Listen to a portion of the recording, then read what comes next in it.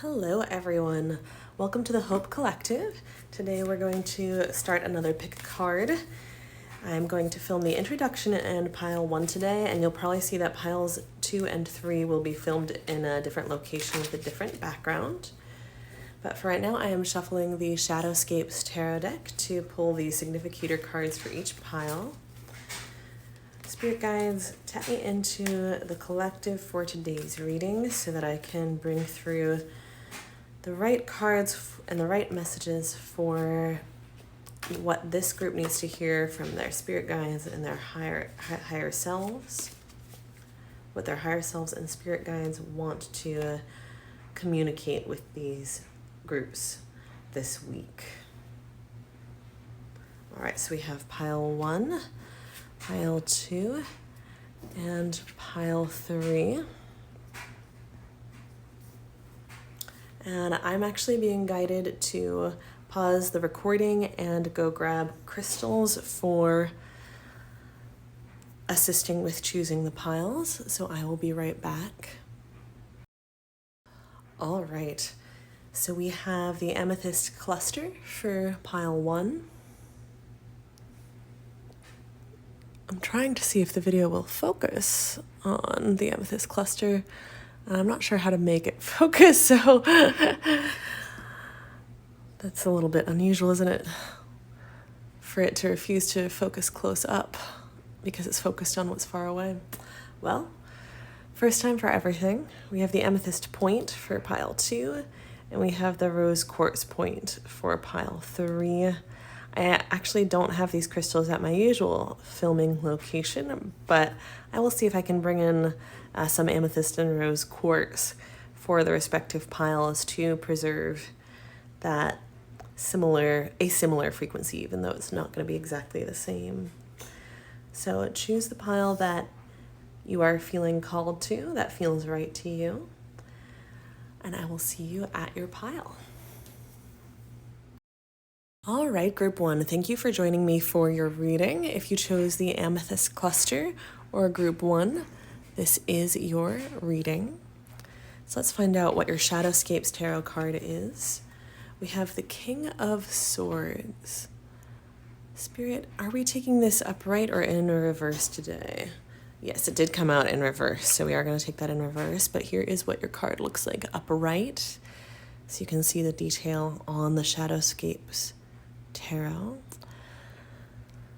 Swords represent the element of air in tarot. That's why the Shadowscapes tarot always has wings on the swords cards. We have the owl. Oh, I'm so sorry, I bumped the camera. Different setup than I'm used to, so please bear with me, folks. So we have the owl on the King of Swords staff. We have the crows or ravens.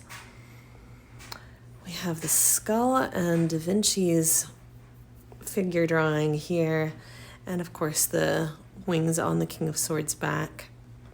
This particular King of Swords looks extra contemplative and pensive. So I do think it's interesting that this one also came out in reverse. Swords as the element of air also represent thought and clarity of thought in tarot. So when the King of Swords, representing mastery of clear thinking and the clear logic, comes out in reverse, I do start to think overthinking, brain fog, something obscuring or presenting challenges or making difficult the mastery and clarity of thought that you perhaps are accustomed to. If this King of Swords is representing you, it can also represent someone else who is manipulating psychology, or potentially even being psychologically abusive, manipulating the way you see reality or yourself. So we're going to draw some more tarot from the Shadowscapes tarot first to clarify what your higher self and your spirit team are wanting to bring through to you today for messages, what they're wanting to communicate to you. Any more from the Shadowscapes tarot at the moment, Spirit? Just these 2 first, and then we're going to move forward. Okay, so we have the Knight of Swords. Fascinating to have that come out in conjunction with the King. The The Knight of Swords is the fastest moving knight in the deck. All of the knights are about direct forward moving action, marching ahead like a knight.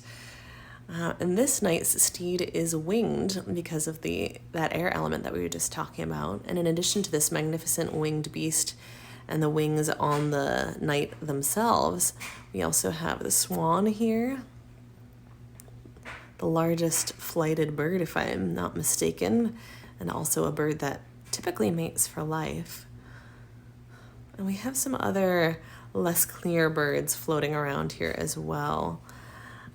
And I was just pulling that a little closer to me to see too, there's these wings on the knee of the armor that this knight is wearing, which is fascinating. A really interesting armor all over, like these dragon wings on the chest, these feathered wings on the knee. And it almost looks like this figure is testing the sharpness of their blade even as they are marching off into what could be battle. It could be that they're rallying the troops here. And then we also have the Five of Cups. Such a beautiful serene blue on this particular Five of Cups. And I am feeling that we're going to take both of these cards upright in conjunction with the King of Swords in reverse. The cups represent the element of water and often correspond with emotion. And the Five of Cups often represents disappointment in the tarot. I'm being drawn actually to read the guidebook description from the abbreviated Shadowscapes Tarot guidebook for the Five of Cups first. I opened the guidebook to the swords page. That's why I started laughing. I just happened to open it there, even though I'm being guided to the Five of Cups first. Yes, regret and loss, rejection of pleasure, feeling sorrow, and wishing for what might have been. The rejection of pleasure comes because in the Five of Cups, there's often a figure who has 2 or 3 full cups, but is fixated on the 2 or 3 cups that have been spilled, metaphorically crying over spilled milk. And this is so interesting. In this one, we have this figure who's on this tiny outcropping of land surrounded by the ocean, and yet is staring at a goldfish in a bowl. So there is an expression that I really like that I've heard someone say, where sometimes when folks are trying to manifest, it's very helpful to be specific and clear about what you want, but sometimes people get so fixated on how specific they are about how they want their manifestations to come in, that it's like you're limiting the universe to what it can fit through a straw, when the universe would like to actually flow towards you with the tides of the entire ocean. And so it's best to get really specific about what you are manifesting, but leave the how to the universe. And sometimes even with what, we really want to get specific, especially with the cups here, about what we want to feel, how we want to feel. And sometimes the universe will surprise us about what it is exactly that makes us feel that way. You know, we know that we want a certain state of being in life, and we need to be open to be surprised about what it is that actually causes us to feel that way if we haven't had the experiences, the trial and error that shows us exactly what does and doesn't make us feel that way. Especially with these emotional matters like happiness and fulfillment and purpose. That purpose is coming through really strongly here with the Knight and the King. The Knight is charging forward with purpose, and the King, being in reverse, is a ruler that has lost their way a little bit, has gotten a little bit out of alignment with why they're doing what they're doing, this overthinking and ruminating. It's funny, if you listen to the intro, you heard me say that it was funny that the camera was focusing on the background when I was trying to bring the crystals closer to the camera and have the camera focus on the crystals. And I mentioned that it was kind of unusual for the camera to refuse to focus on what was right up in its face for the sake of focusing on what was farther away from it. And there is kind of a little bit of a synchronicity going on there. We have the Five of Cups figure lost in thought on this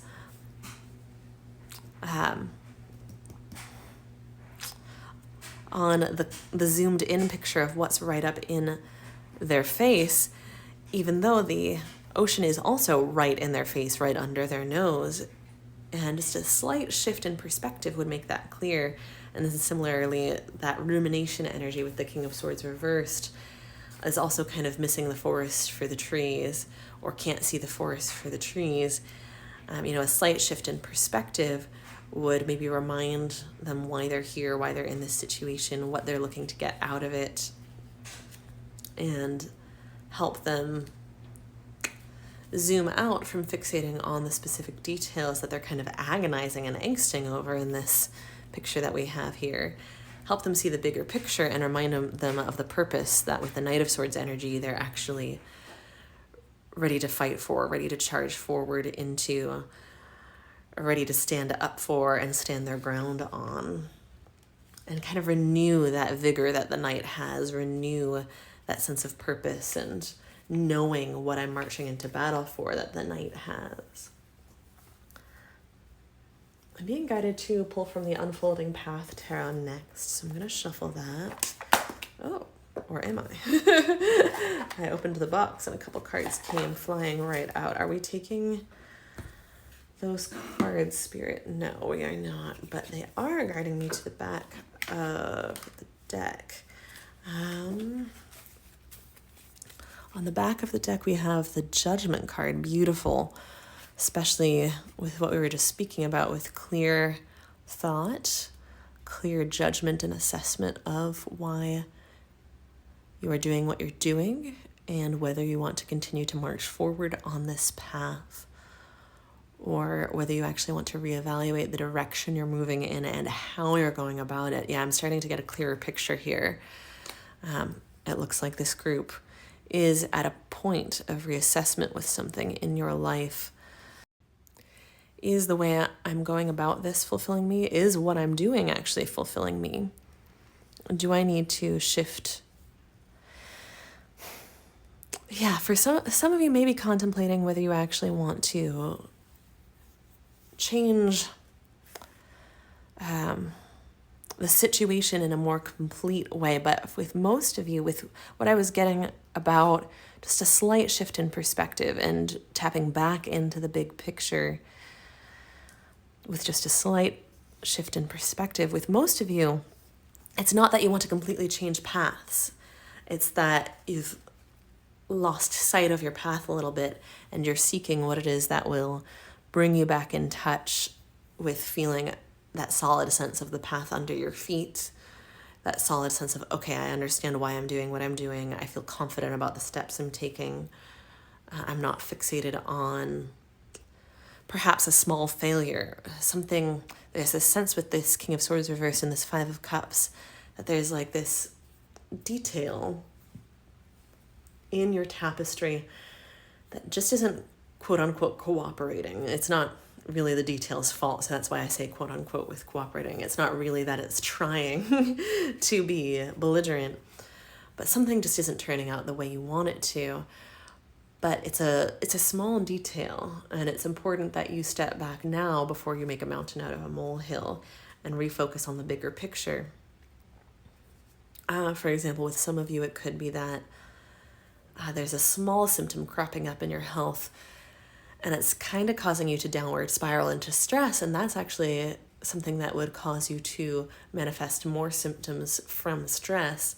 Whereas if you take a step back, focus on the solutions to the small symptom, and focus on appreciation for how far you've come in your well-being and in your health journey, and what you truly are grateful for, not shaming yourself into pretending gratitude for things that are not truly sparking joy at the moment, not pretending gratitude in a moment when you really need to actually vent your frustrations and get them off your chest so that you can then release them fully from your system and be able to organically transition into gratitude.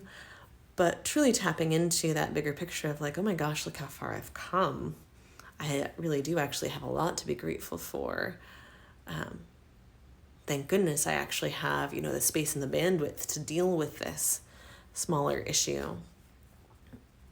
You know what? I'm not going to make things harder and more complicated and more stressful for myself by lingering on and fixating on that. I'm going to really take a beat and instead focus on what would make me happy in this moment. Instead of how I think things should be going, what actually would spark joy in this moment? What actually would bring me some relief, some relaxation, and more happiness and more fulfillment and contact with the things that give me a sense of purpose in life at this moment. With judgment,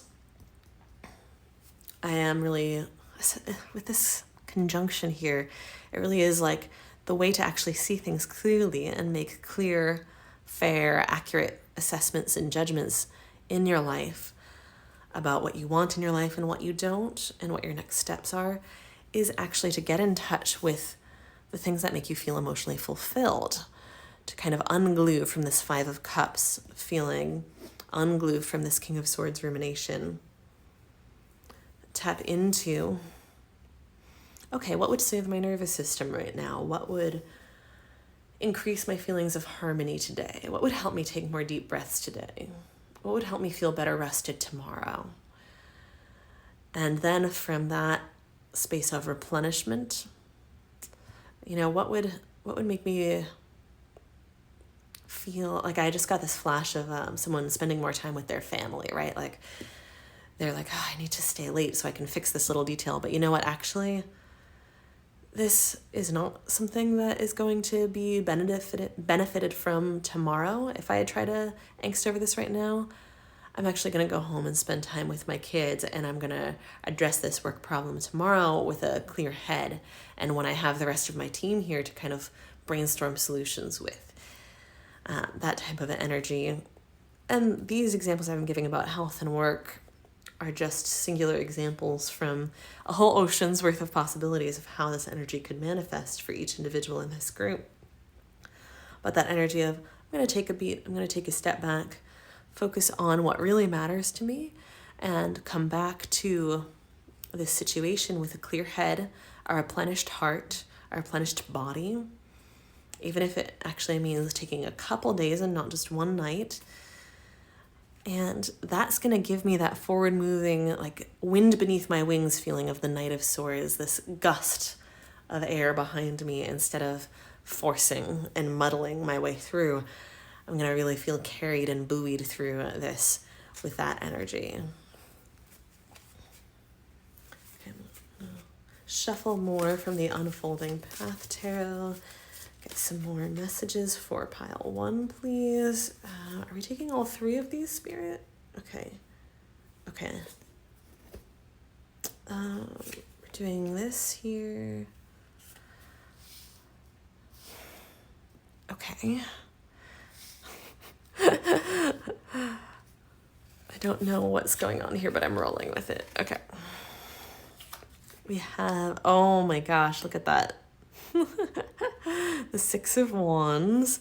This is a card of victory and celebration, sometimes even popularity, being able to really celebrate and be celebrated and be recognized by others, as well as having this sense of triumph and achievement to stand on in yourself, getting your flowers.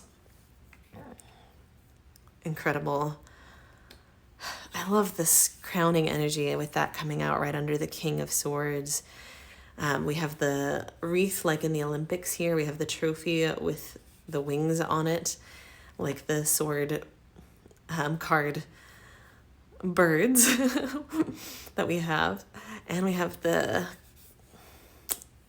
a second crown of crystals behind the wreath.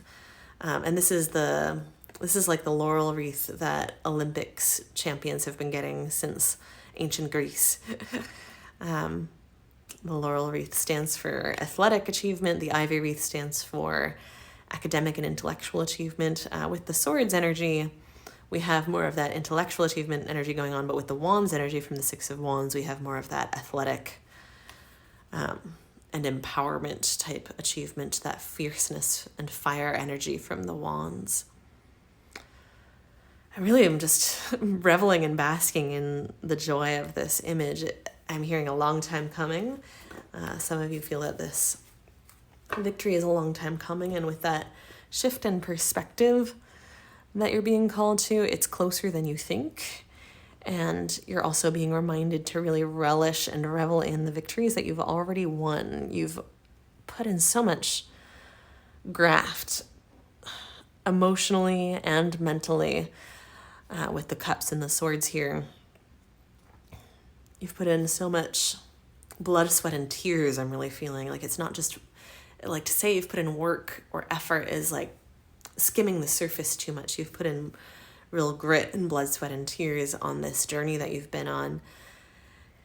I'm going to seek more clarification about this, because I think there's a little bit of both energies. There being a victory just around the corner, that you really don't want to be so focused on this minor detail that went awry that you don't get to feel the sense of satisfaction from that achievement, that hard-won success. But also, there's a sense of this hard-won success already being under your feet, with this ocean already being right, just lapping at this figure's toes. Their feet are wet from it. The crown is already on the King's head and the Six of Wands head. The Knight of Swords is already completely prepared to charge into battle. There's no element missing. Their sword is sharp. The armor is donned. Their comrades are with them. Like nothing is actually missing, and you're really being called to see that. Like your spirit team is coming in very strongly to say, we really are asking you to shift your perspective and do what it takes, like I said, to replenish yourself and calm your nervous system, regulate your nervous system, so that you can actually see that and act from that place of like, hang on a second. I'm not striving towards something I don't already have in this situation. I'm actually acting from a place trying to build on what I already have and what I've already achieved, what I've already built. I'm trying to expand on that. And in order to, with the judgment here, truly identify and assess clearly the best, the most effective, the most joyous, the most colorful, vibrant, like rewarding ways to do that, I'm going to have to really actually sit in the fact that I've already done this. Like, look what I've done. Look how amazing this is. I'm going to have to really actually enjoy that in order to accurately perceive what the most rewarding ways to continue building on that fulfillment are, rather than thinking that I'm lacking that fulfillment and lacking that success and lacking those achievements and pursuing, staying in a rat race where I'm pursuing something that I'll never actually get to, right? This is reminding you, like, I think a lot of you have actually, with the emotional interplay from the cups and swords, the emotional mental interplay with the overthinking and the fulfillment, and then this wands energy bursting forth along with the Knight of Swords.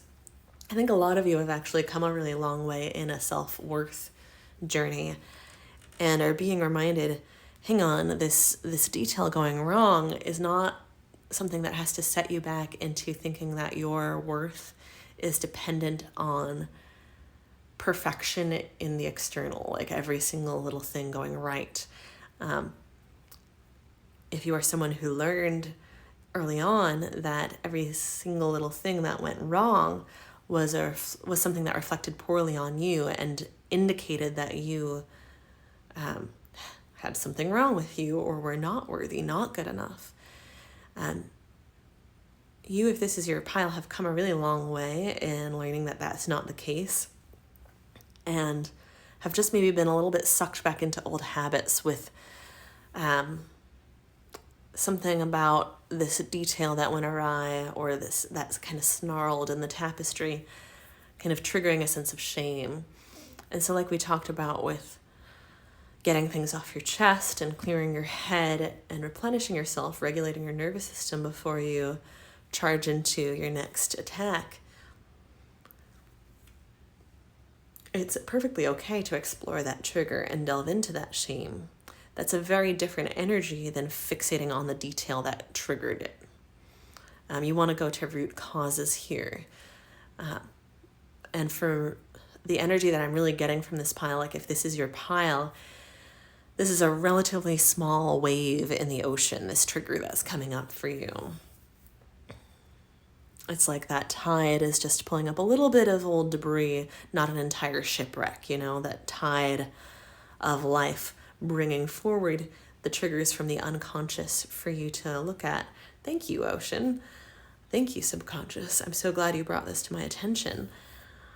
Thank goodness, look how far I've come. Look at all the bandwidth I have that I didn't used to have, all the resources I have that I didn't used to have to be able to actually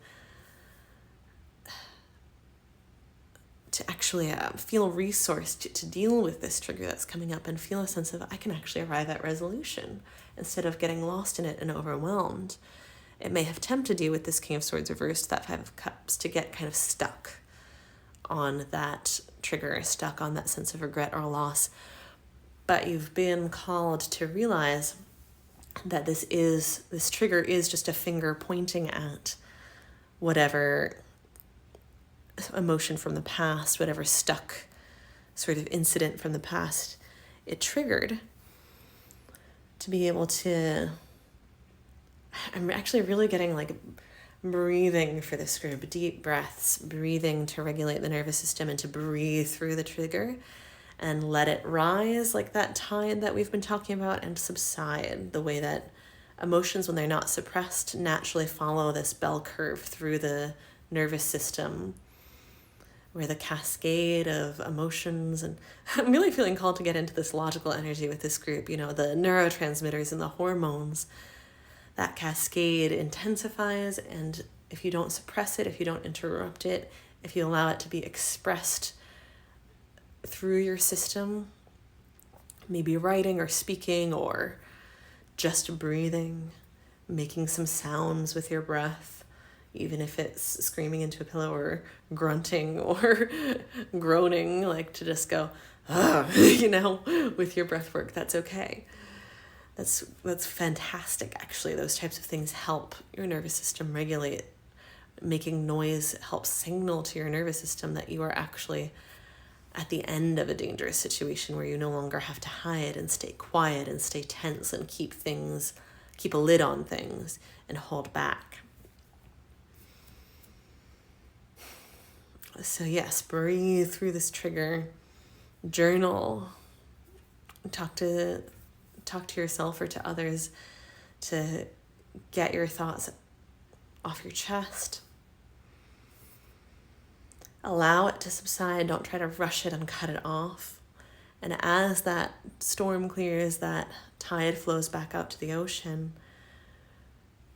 fall back into the things that replenish you, connecting with your family, connecting with yourself, your purpose, getting some sleep, doing the things that tap you into why you do what you do. Maybe it's songs that inspire you. Maybe it's books or movies that inspire you and remind you, oh yeah, that's the point of all this. These everyday details, they connect to a bigger picture. And sometimes media and art really help remind us of that bigger picture, because we get to see someone else's whole story unfold in an hour and a half, where ours takes 30 years that we have to live every single day of, right? So those things that tap you back into, okay, yeah, I feel a sense of replenishment, of nourishment emotionally. Get some sleep, get some good food, make sure you're hydrating. Return to basics is what I'm saying. Return to basics both emotionally and physically and logistically. And then from that place of recharging, you'll be able to tap very organically and authentically into gratitude for the successes and accomplishments you already have. With the Six of Wands, maybe even in the process of reconnecting with the things that recharge you, connect with people who can reflect to you, family, coworkers, friends, who can reflect to you what you've been doing well recently, what you've already accomplished, and can remind you verbally of that.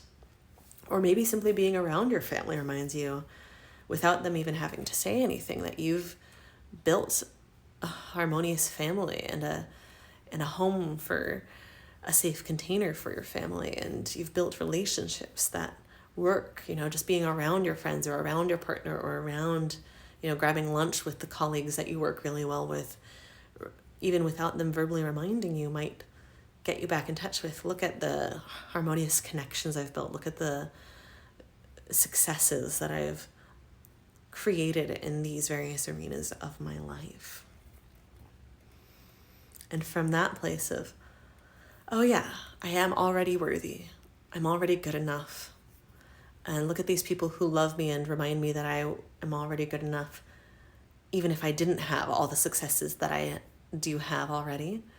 And wow, as a bonus, I do already have these successes, and they can be big or small. It can be something like, I've been sober for 6 months. It can be something like, I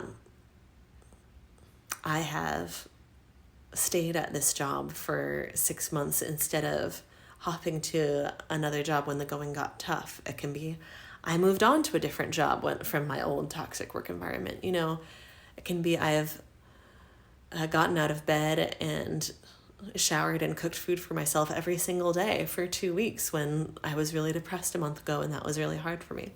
These victories are different for everyone. It can be, I adopted a pet recently and I'm taking really good care of them.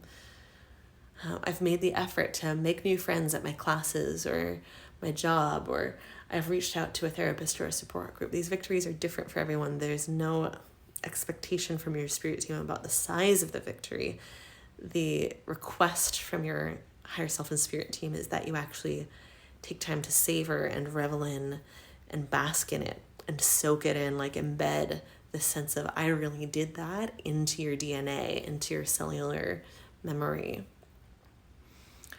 In fact, I think with that sort of logistical stuff I've been talking about with neurotransmitters and things like that, I think for some of you it will help you take the time to savor your accomplishments if you remember that it's actually productive to do that.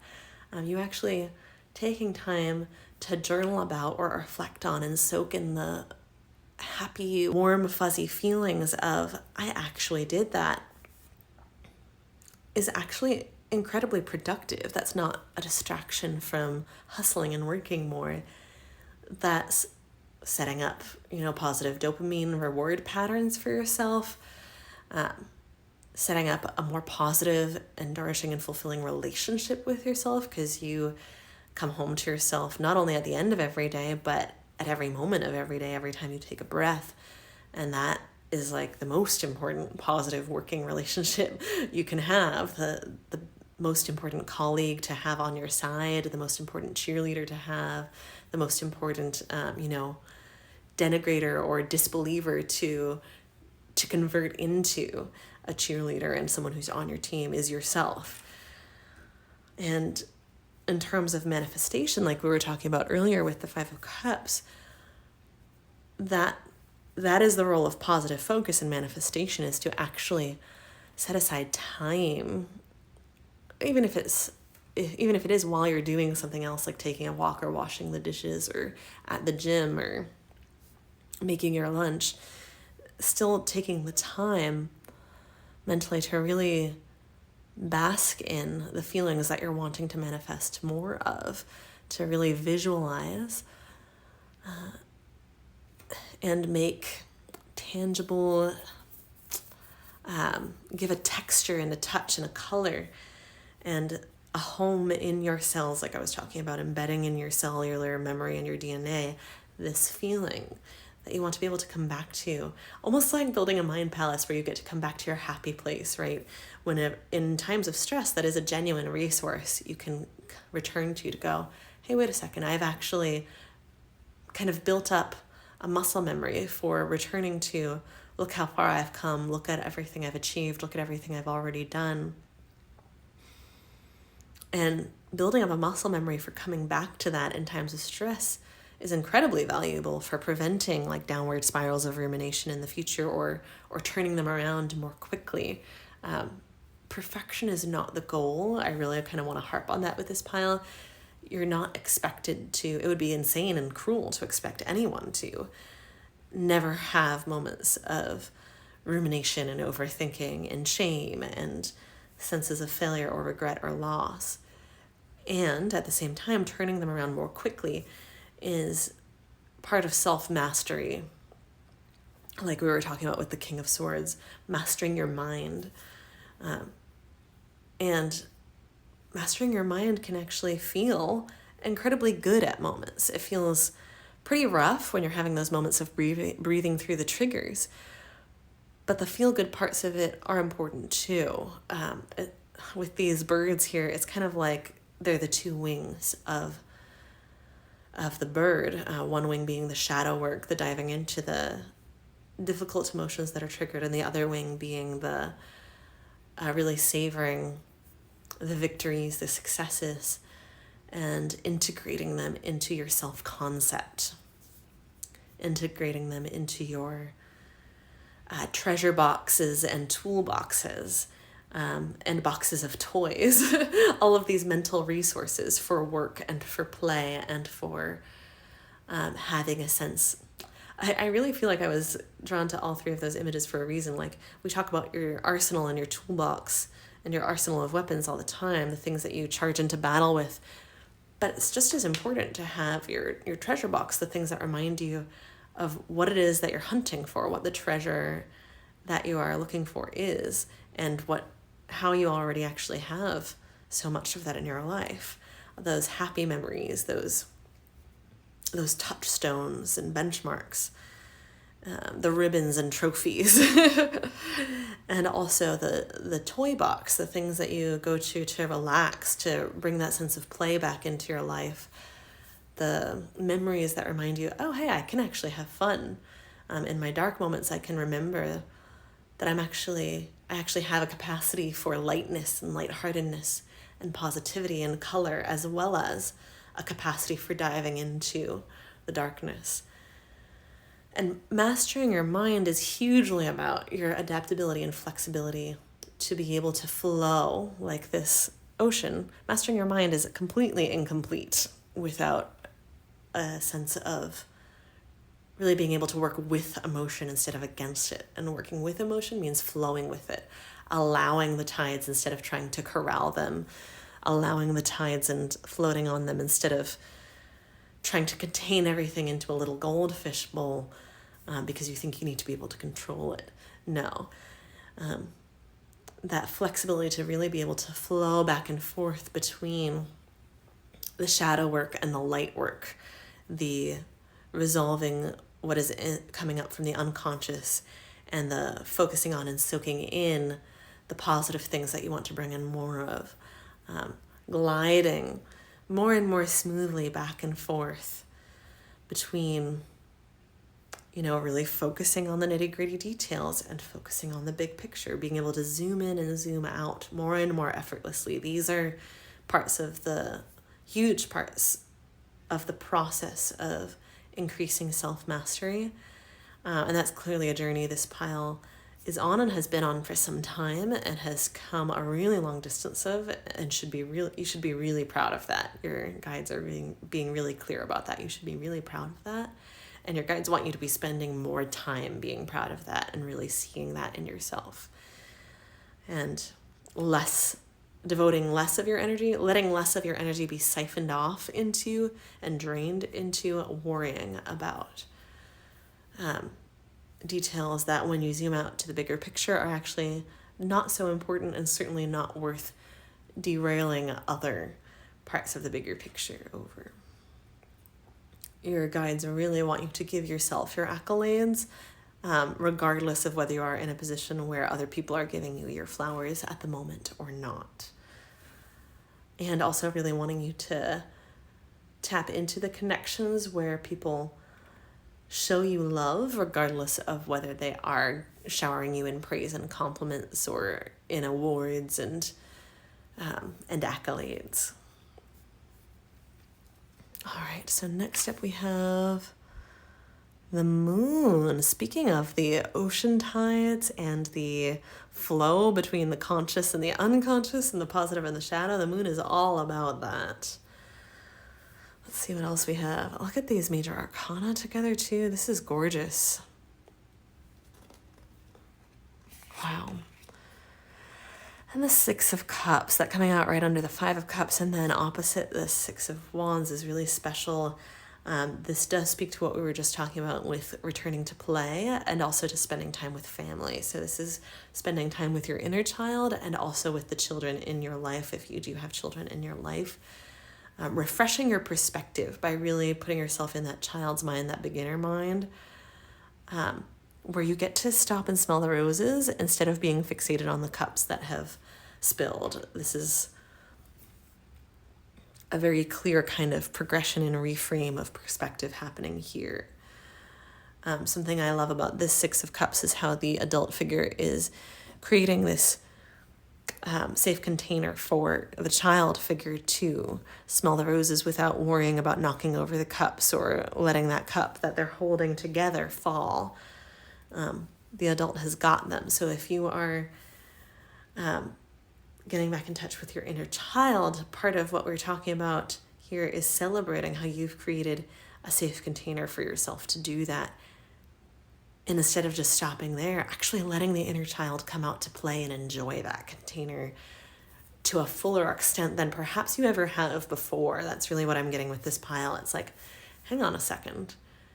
You can actually enjoy more now. You've put in so much graft, like we said, blood, sweat, and tears. You did that for a reason. It's time to actually capitalize on that. Like you did that so that you would have this sense of spaciousness to come out and play in your life. It's time to come out and play. We need to clarify the moon. I'm being drawn to pull more of the Unfolding Path Tarot. Okay. Oh, we have the Hierophant. Interesting. I'm getting a sense of breaking free from tradition and convention here. The Hierophant often stands for tradition and convention in both incredibly positive and incredibly negative ways. Where there's so much wisdom passed down, the Hierophant is a true sage in that way. But the Hierophant can also, depending on the context it comes out in, represent old ways of doing things and old beliefs and paradigms that really aren't working for you anymore and could keep you trapped. So with it coming out, I was guided to put it out, next to that King of Swords reversed. And we've been talking about you having put in so much, devoted so much of your journey to actually building a foundation of self-worth. And there might just be some more paradigms that you're shedding, especially with this color matching between the Hierophant and the moon, all this green here. There's some green in the King of Swords too. I don't know if that's showing up on camera, but also in the Six of Cups. It's like these old paradigms that kind of feel like some last dregs that need to be shed in order for you to really feel your self-worth expand into your current skin. It's like with the moon here and these tides, those old paradigms are coming up from your subconscious to be released, to be shed.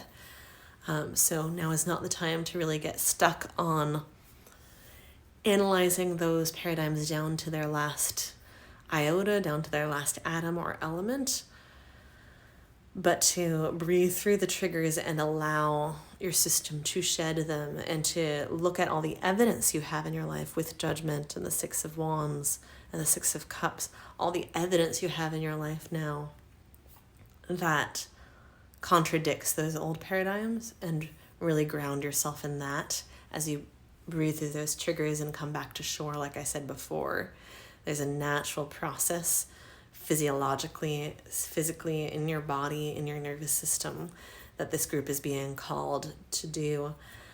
If I remember to, I'll link below. There's a few YouTube videos or blog articles that might kind of help get you started on that process if you are in a place of feeling really overwhelmed by emotions or overwhelmed by this rumination, regret, triggered energy. Because depending on where you're at in your journey, you might feel more overwhelmed or more stuck by it than, or less so, depending on where you are in your journey. Definitely overwhelming sense for this group is that this is a small blip on the path. This is,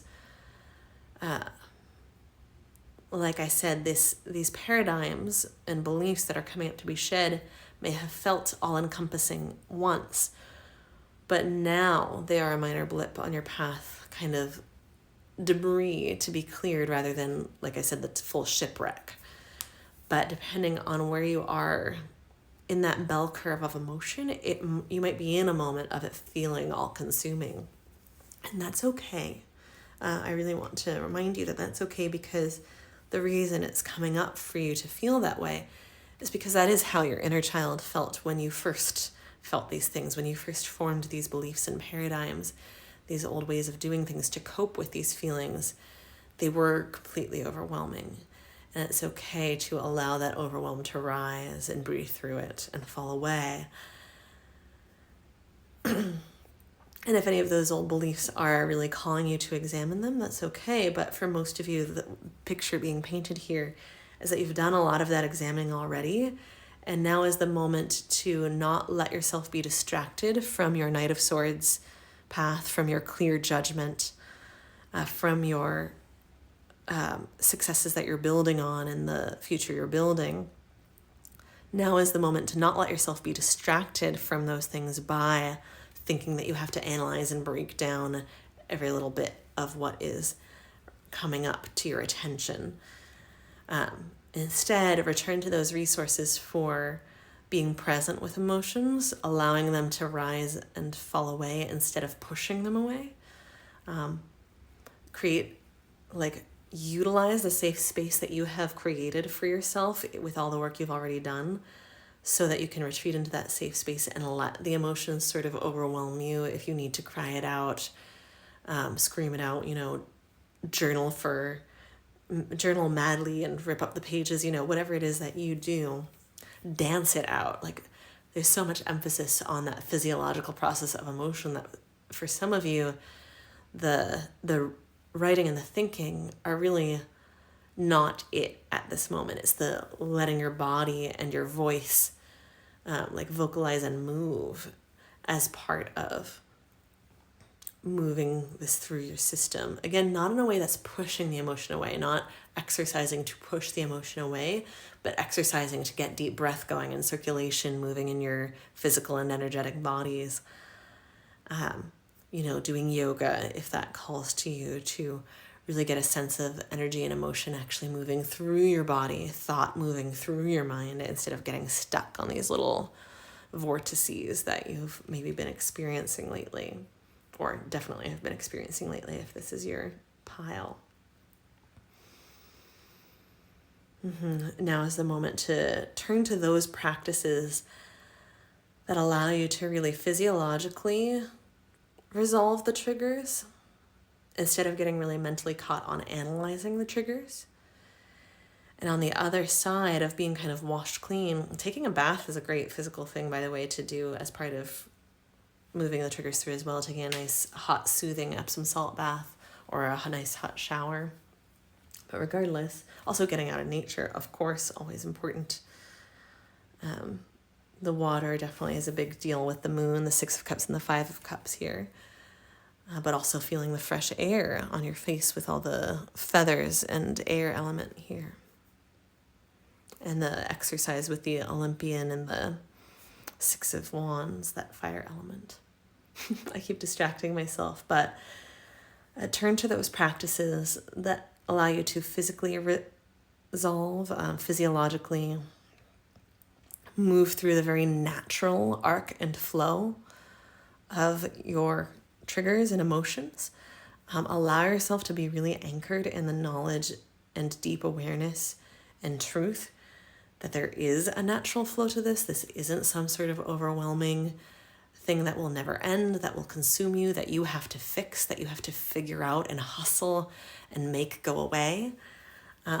Turn to those practices that help you undo the conditioning that tells you have to get your head down and work it out and beat it out. Turn to those practices that allow you to let things flow through and let you flow through the situation and let you get a good night of sleep or several, and spend that time with what emotionally refills your cup, with family, with friends, with hobbies that emotionally fill you up and restore you.